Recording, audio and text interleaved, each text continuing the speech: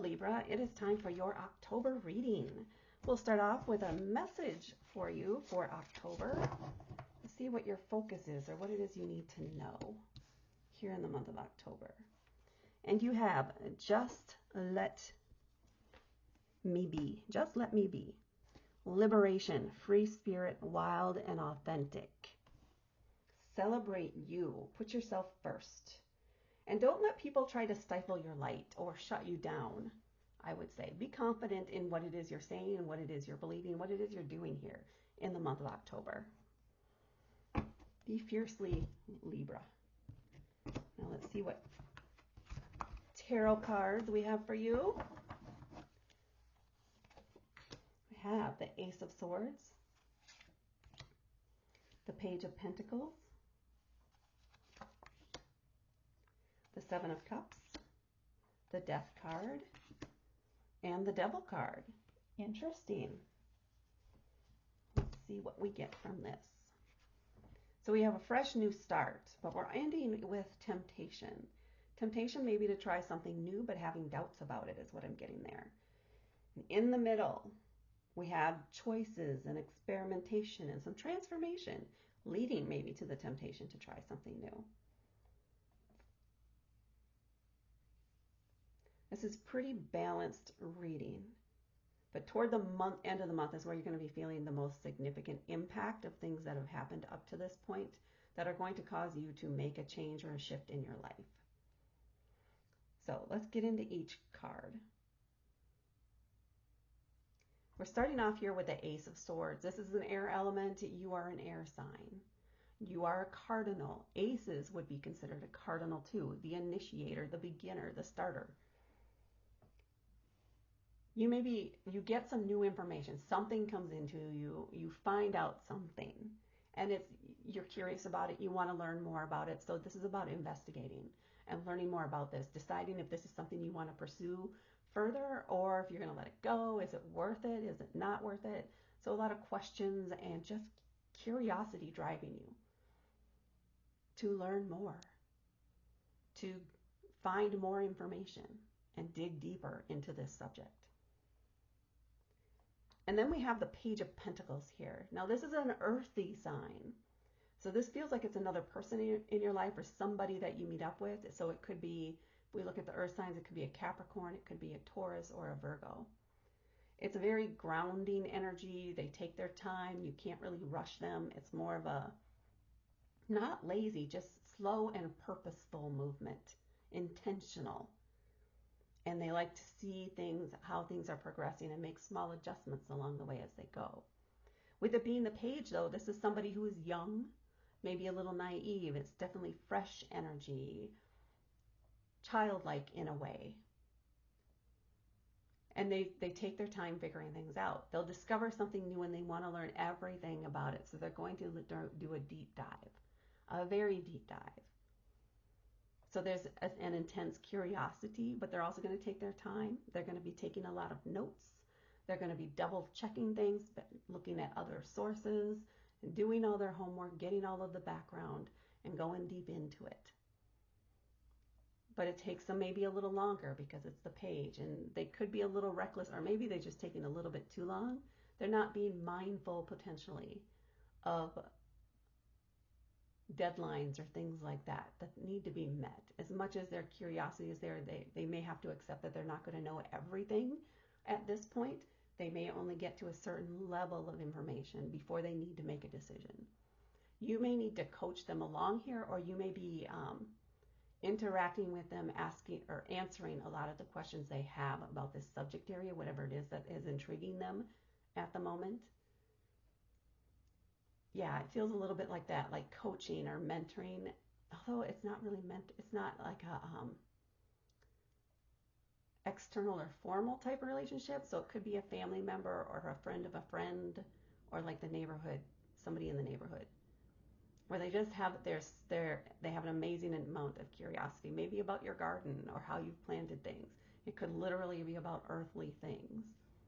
This could also have to do with maybe they're interested in your career, what it is you do for a living, and they want to learn more about it and explore this as an option for them.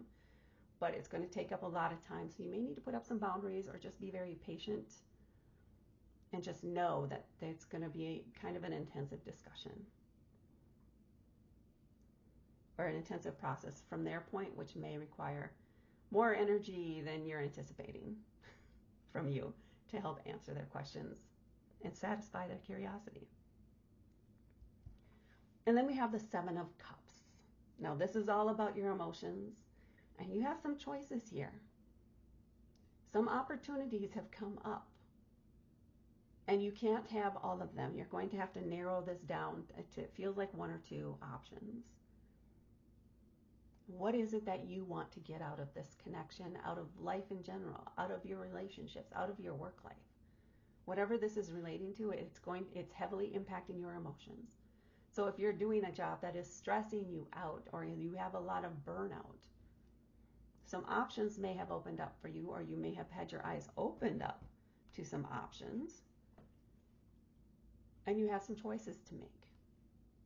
Do you want, so continuing with the job and the burnout type thing, do you want to keep doing the job that you're doing because maybe it pays well, it's stable, you know what to expect, yada, yada, yada. But it just, you feel more drained at the end of the day than you do energized. And it's just the monotony.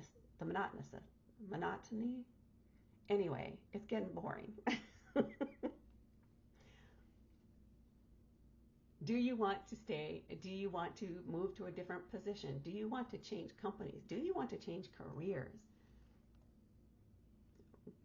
Does changing any of those careers maybe involve moving to another location, another city, another state, etc.? You are seeing more potential, or sensing, certainly feeling and sensing more potential than you have in a while when it comes to this. I think it's a result of this information you find out or receive here at the beginning of the month that has opened up all this potential here. And maybe even through the questions that this person has had, if this is related to your work, about your job and why did you first get into it and all that. It's really making you think about what it is you really want now. Would you recommend anybody go into this career based on how you feel about it right now, or not? So options, potential here, and things that emotionally pull at you in different ways. So when you're trying to narrow it down, you need to really sink into how you're feeling about each of the options and lean towards the ones that you lean into literally, the ones that feel the best for you, the ones that get you more excited, that arouse your interest, but also your feels are there. It feels right for you. Your intuition is nudging you and saying, this thing keeps popping up. Synchronicities, words, something related to one or two options keep coming up. Pay attention to that. It's going to be meaningful. It's going to help inform your decision. Feel into it and trust those intuitive moments too to help you make this decision here. And it feels like you do then make a decision fairly quickly because these are right next to each other here. And this is a single month. But the Death card. The Death card is about not just death, but also rebirth or transformation. You are ending one way of life, one cycle in one area of your life. This could be work. It could have to do with your home, maybe moving. It could have to do with finances.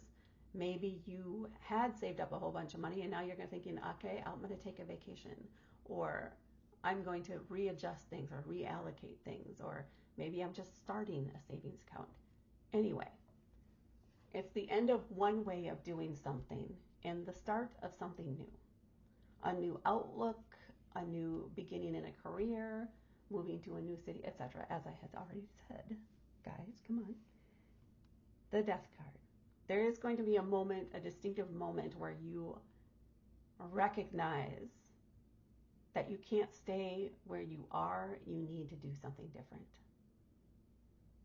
So it is the ending. It's almost like an emotional disconnect, if you will, an energetic disconnect from one thing, and then a new interest in a different area, something else you're excited about and moving toward, with a sense of purpose again, a renewed sense of excitement. Again, it does still feel strongly related to work in some way, whatever work means to you. Okay. And then we have the Devil card. The devil's in the details. I don't know why that comes up, but it does. The devil is all about temptation